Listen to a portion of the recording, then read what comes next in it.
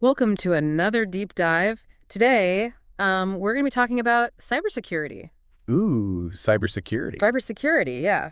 And we're going to be taking a look at the insights from the Cyber Jolly podcast. Okay, great. You know, cybersecurity is something that we don't always think about until it's too late, right? Right. Until something bad happens. Right. Yeah, it's kind of, out of sight, out of mind. But it is the foundation for, everything we do in our digital world. Yeah, absolutely. And I mean, we saw record numbers of ransomware attacks and data breaches in 2023. Right. It's not just about data anymore. It's about protecting people. Yeah, and organizations from, real harm. Cyberjolly really painted, a stark picture of what's going on. They talked about how interconnected everything is. Yeah, I mean, it's a double-edged sword, Yeah. right? We've got all these opportunities, but it also makes us, way more vulnerable. Yeah, and they really drove home the point that cybersecurity is foundational. It's the foundation for society going forward, really. We're building this high-tech city, but we're forgetting to, put locks on the doors. And on top of that foundation, we've got all these new technologies emerging. Oh, yeah. We're talking blockchain, Blockchain. Web3, Yeah. AI, quantum computing. Wow. Big stuff. And it's just going to reshape the entire landscape of cybersecurity as we know it. Totally. And they're all, happening at the same time. It's really, an interesting time to be talking about this. It is. Let's start with blockchain, maybe. I mean, have you ever tried to explain this to someone? It's, so difficult. It's a tough one, but I think a good way to, wrap your head around it is to imagine this, digital ledger. Okay. That's public and, everyone has access to it. And it's, virtually tamper-proof, so you can't go back and, change anything on it. So it's this super secure way of recording transactions. Exactly. Every transaction is, recorded and verifiable. Right. So it makes it really difficult to, manipulate the system. Okay, I'm starting to get it. So how does this tie into Web3? Because I've heard that term thrown around a lot, too. Yeah, so Web3 is, thought of as the next version of the internet. Okay. And it's, built on blockchain.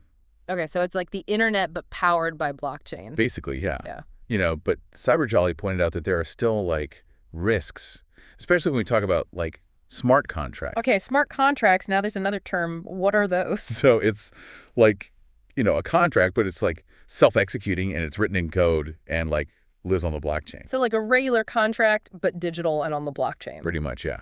And it automates all these, complex transactions. Okay. But the thing is if there's a vulnerability in the code, it can be, a big problem. Like what kind of problem? Well, think about it this way. You've got, a decentralized finance platform, right? Mm-hmm. And it's all, built on smart contracts. Okay. So if there's, a security flaw, then hackers could potentially, drain funds from the entire platform. So it's you've got a vault that's super secure, but if someone figures out how to open one lock, they can get to all the jewels. Oh, exactly. So it's security is really important. Yeah, from the beginning, it has to be, baked in. Okay. Not an afterthought.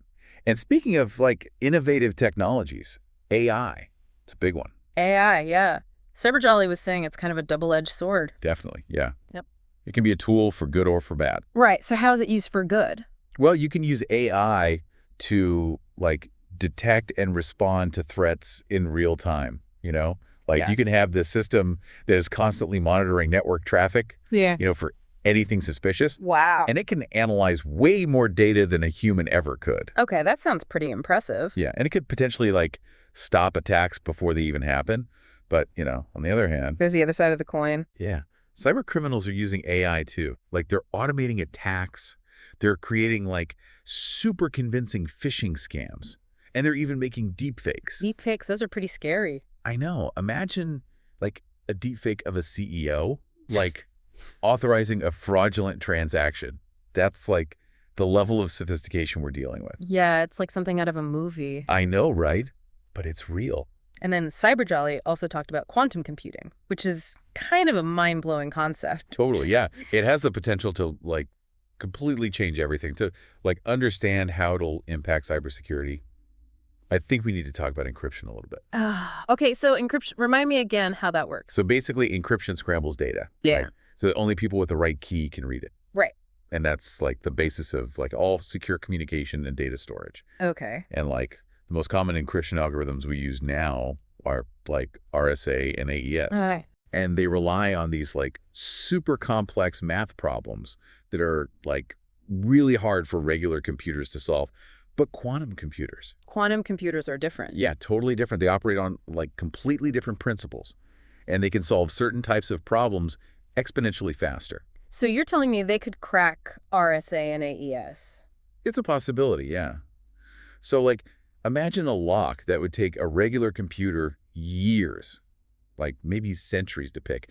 A quantum computer could potentially break that lock like in a day. Okay, now I'm concerned. So what does that mean for all the data that's protected by encryption? I mean, yeah, it means that a lot of the data we think of as secure today, Yeah. passwords, financial transactions, could be vulnerable. Okay, so what can we do? Well, the good news is that the cybersecurity community is like working hard on this. They're developing new algorithms that are specifically designed to withstand, quantum computers. It's like a cryptographic arms race. Oh, wow. So we're like building new defenses as the threats evolve. Exactly.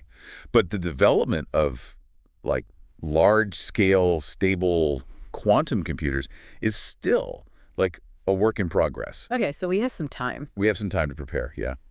And there are like other really cool technologies emerging, like quantum key distribution. Have you heard of that? Quantum key distribution. No, tell me about that. So it uses quantum mechanics to create like theoretically unbreakable keys. Unbreakable keys. That sounds pretty impressive. How does that even work? Well, it's based on this idea of like quantum entanglement, where you have like two particles that are like linked.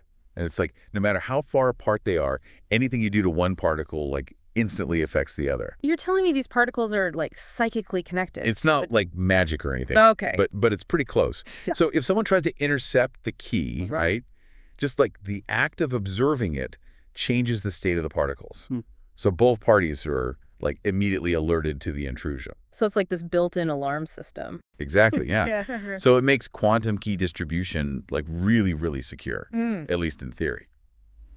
It's mind-blowing, this stuff. But Cyberjolly also brought us back down to earth a little bit. They talked about how even with all this advanced tech, human error is often the weakest link. Right. Yeah, it's like you can build a fortress with like the highest walls, most sophisticated defenses, but if someone just leaves the gate open, It's all for nothing. yeah, exactly. So like all those phishing emails and scams, that's the open gate you're talking about. Yeah, pretty much. Cyber criminals are really good at like social engineering. Yeah.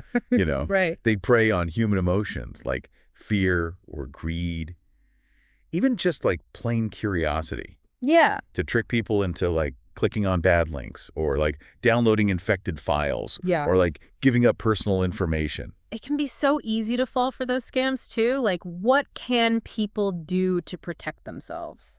Well, I think it all boils down to like cybersecurity awareness, just like we teach kids, basic safety rules, like look both ways before you cross the street. Right. We need to be teaching people about like the risks in the online world, like what to watch out for. So what's the digital equivalent of like looking both ways before you cross the street? Well, first and foremost, strong passwords. I know you hear it all the time. Yeah. But it's really important. Use strong passwords, unique passwords for every single account.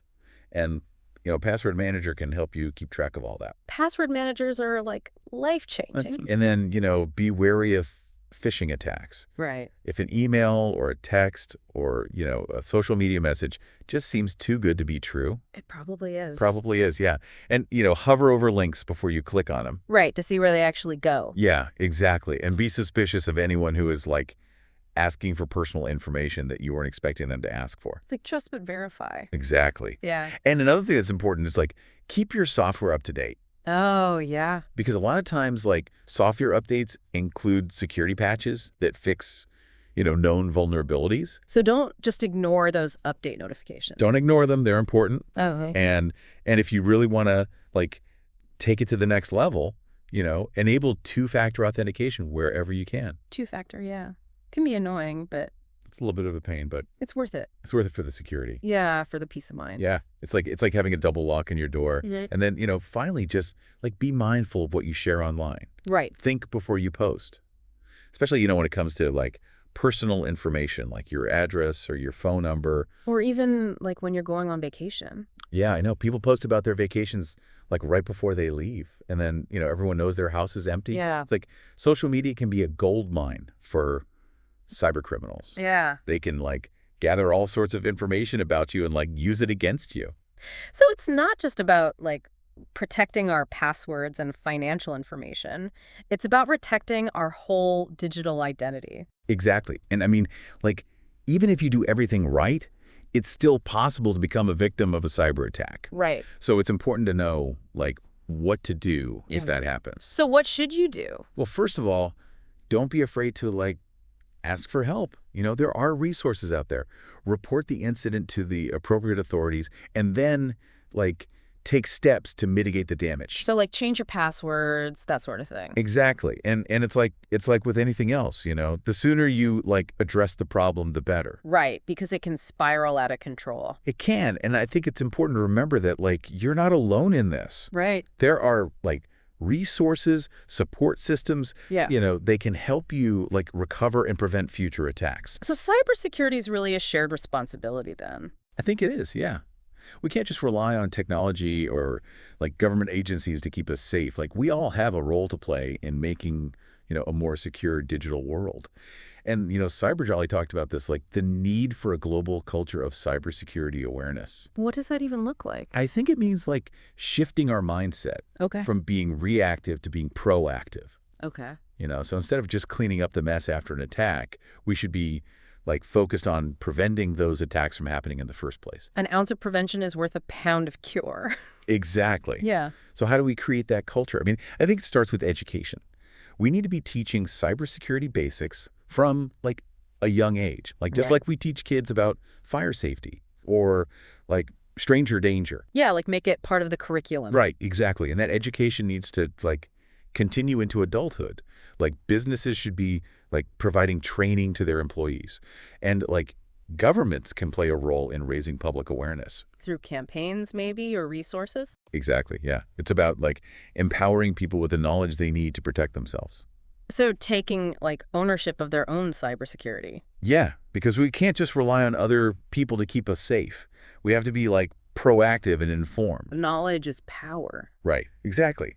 Like, the more we understand about cybersecurity, the better equipped we'll be to, like, navigate the digital world, safely and confidently. And, Cyberjolly ended on this, like, really interesting note. They challenged the listeners to, like, imagine that they could invent one technology to solve a major cybersecurity challenge. What would you invent? I don't know.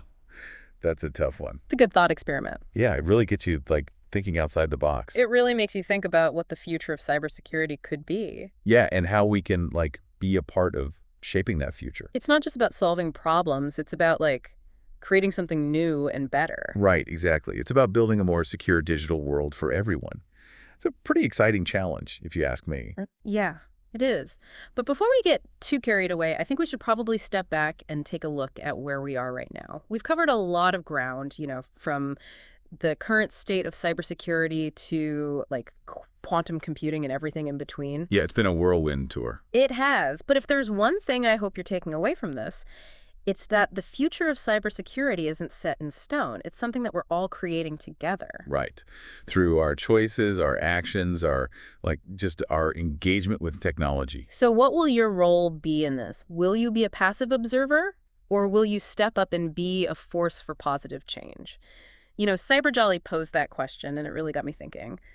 Like, if I had the power to influence the future of cybersecurity, what would I do? What kind of world would I want to create? I think that's something we should all be asking ourselves. Yeah. I mean, the possibilities are endless. And that's what makes this such an exciting and crucial conversation. It's not just about following the rules or, like, installing the latest software. It's about having a mindset.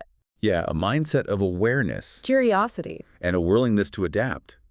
Because the digital landscape is changing all the time. So keep learning. Keep questioning. Keep pushing the boundaries. Yeah, and keep striving for a better, more secure future. And if you want to learn more about all of this, I highly recommend checking out the Cyberjolly podcast. It's a great way to stay informed, engaged, and, inspired. Yeah, they offer a lot of great insights. It's definitely worth a listen. So thanks for joining us on this deep dive into the future of cybersecurity. We'll see you next time for another one. Until then, stay curious and stay secure. Stay secure.